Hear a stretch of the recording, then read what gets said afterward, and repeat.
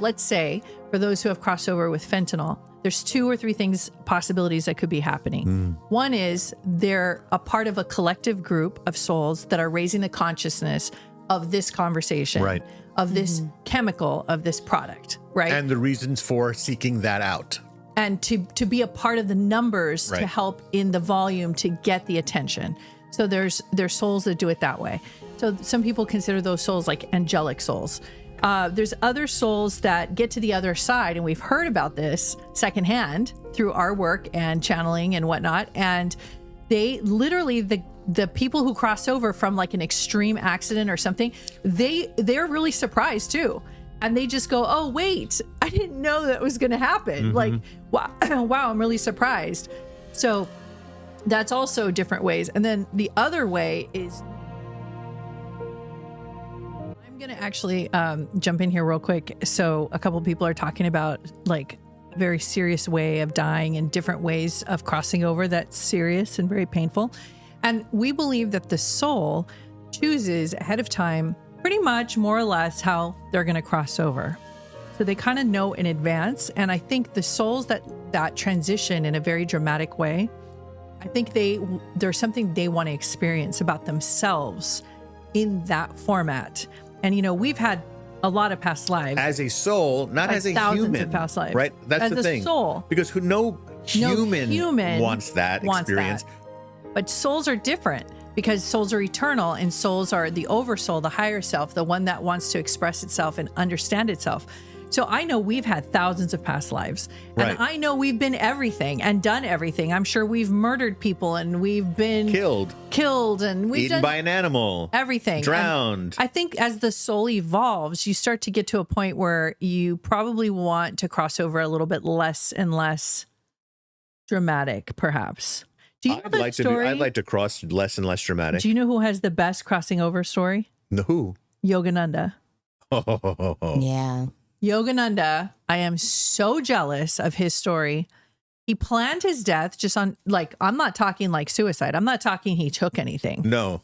He was so aligned and so centered and so at peace with himself as a teacher and who he is. You should read his book for sure. That was one of my first reading material. Autobiography of a Yogi. That was the first book Riz gave me to read to understand spirituality. And it was very interesting because it told his childhood story and then how he became who he became. And he was just like everybody else. And he was just, you know, going through life. Yeah. But he just had this divine wisdom. Anyway, long story short, he was on stage the night before.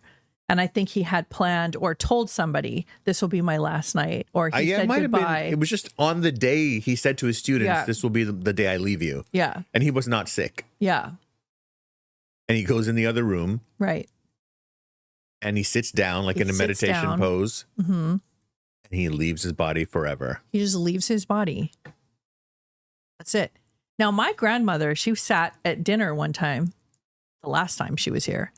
And she crossed over by sitting at a table, and she closed her eyes and put her head down and went to sleep while in the middle of a dinner party, which is, for her personality type, it kind of sort of matches a little bit. Your grandmother? But yeah, Grandma Ellen. Wow. That's right. We haven't talked about that in so long. A bunch of people at the table. Right.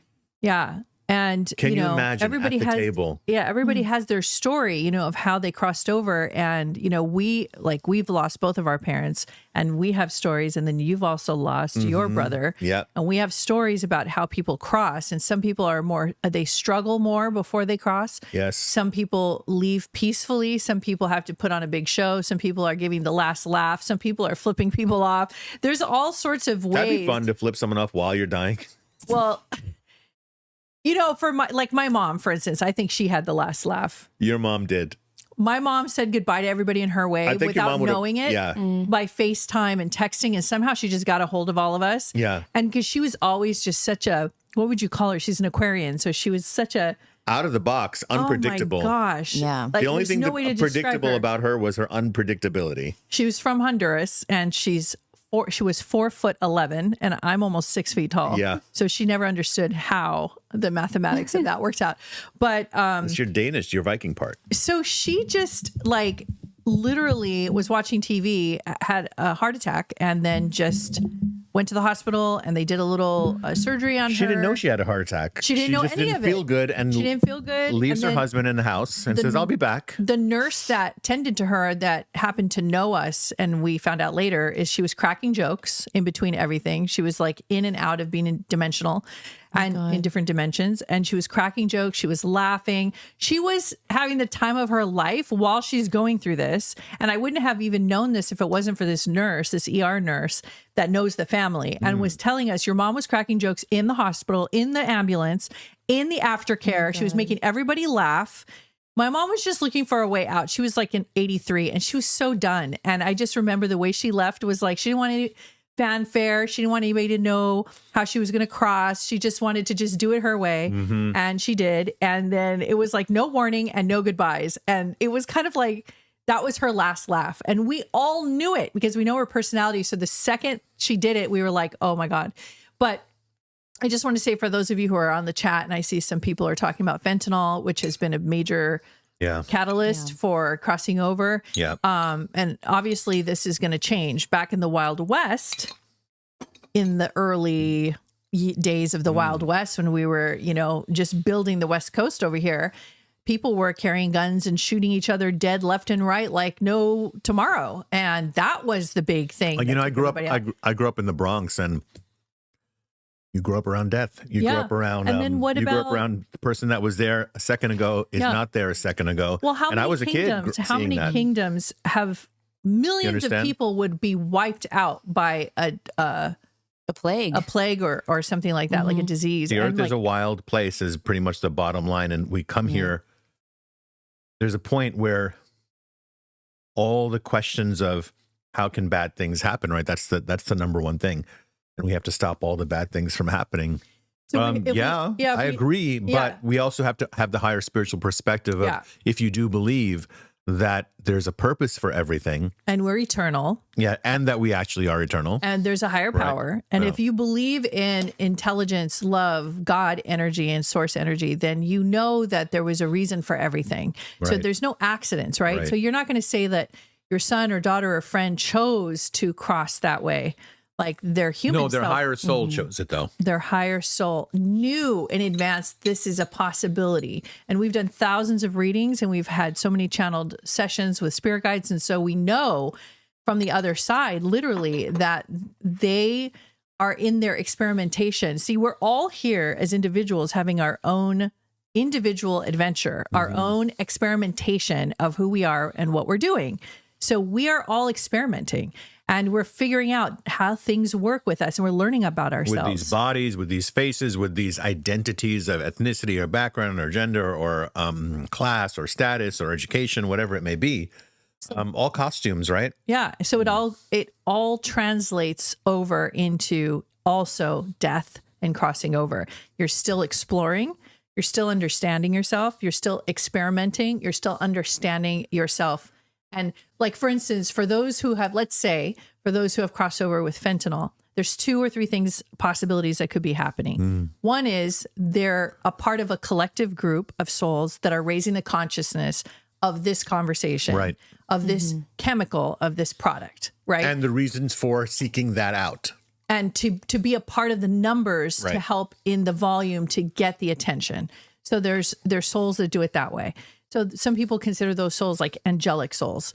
There's other souls that get to the other side, and we've heard about this secondhand through our work and channeling and whatnot. And they literally, the people who cross over from like an extreme accident or something, they're really surprised too. And they just go, oh, wait, I didn't know that was going to happen. Like, wow, I'm really surprised. So that's also different ways. And then the other way is knowing consciously that you're coming into a family group, and they always say the bright one is the one who leaves the family. I mean, I hate that statement. And I actually never want anybody to believe that statement, because I believe we're all bright souls. But if some souls leave a family unit early, like as a child or a young person or somebody who came in to make a huge ripple or impact, the biggest gift that you can give them is to let the impact be felt and the ripple go out. So the whole purpose of the death, so it's not in vain, is for the people behind them that was left behind on this side, for us to get what their legacy was. What was their message? Why did they leave like this? Was there a reason? Maybe I need to look into something within myself. So maybe it causes a ripple effect of everybody in the family unit to look deeper into their own choices, their own life story. And if you're paying close attention and doing it correctly, you will take advantage of this and do it this way. It's called deep soul work. And they create a kind of like a ripple, like a ripple goes out in the family. Those people who don't accept the ripple and they block it and they go into grief and resistance and they don't want to hear it and anger. I mean, hopefully that doesn't last very long because you'll get sick eventually. But the goal, I think, for some souls that are advanced souls that come into a family unit and leave young, I think their goal is to impact the family members to raise the vibration of the family in some capacity, in some way. I think they're actually secretly healers. Look what your brother's death did for you. My brother's death, my best friend's death I wouldn't be here doing this if they were in my life. I'd be doing something else. Now, someone might argue, well, I'd rather have them in my life and be doing something else. Well, list all the other things you'd also rather have than what you have. But I would say, and I understand that feeling, but I know, looking at my life, that I wasn't going to really discover myself had those things not happened to me. Losing 90% of my family is the reason why I'm here, is the reason why I have the energy. I don't even call it energy. It's just my natural state of being. I think it's like a stamina. Yeah, but it's not like I have to try to do it. It's because it's authentic. It's authentically coming from what I care about is people's, I like to say, their freedom. I was going to say wellness, but I think wellness comes from freedom. So, yeah, there's a lot there, and we'll continue to unpack it, right?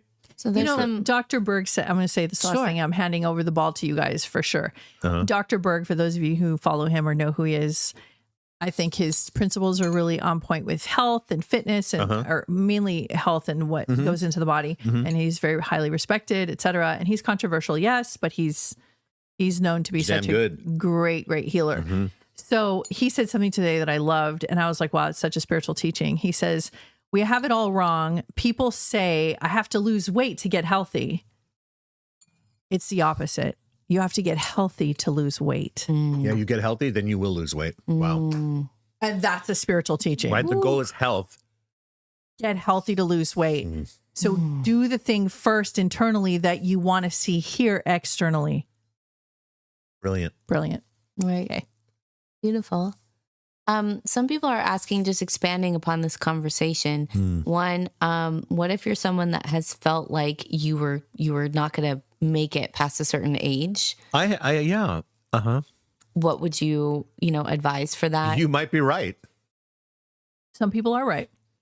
But, now what? But let's just land there for a moment. Right. Okay, so you're right. Now what do you want to do about it? Right. Because you can change that. No, let's say you can change it. Okay. Why are we making it a fearful? Erica, can you give me? Let's just stick with, okay, you don't think you can make it past that age. Just say the number out loud if you're watching, if I'm referring to you. Okay, and now if your gut reaction is, but I want to live longer, then I would say, then now you can work with that. Then my next question would be, why do you think that you won't make it past that age? So the choices could be, I just have always had this feeling.